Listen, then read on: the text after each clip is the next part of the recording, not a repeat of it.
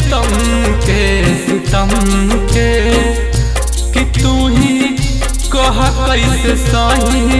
ए सितम के तू ता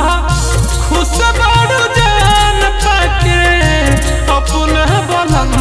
के तू ही कह कैसे सही ए सितम के कि तू ही कह कैसे सही है सितम के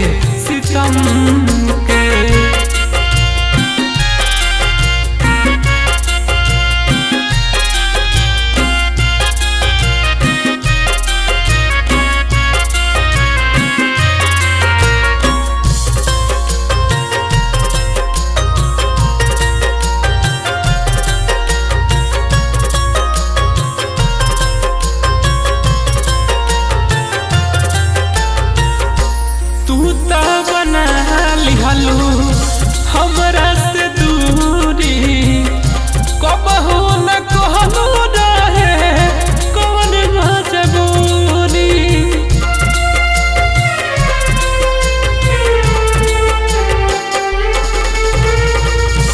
तू तो बना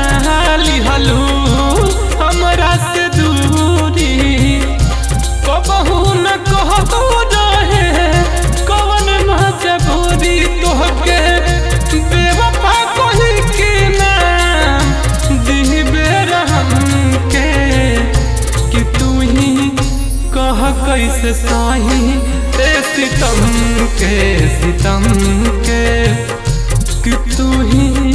कह कैसे सही है सितम के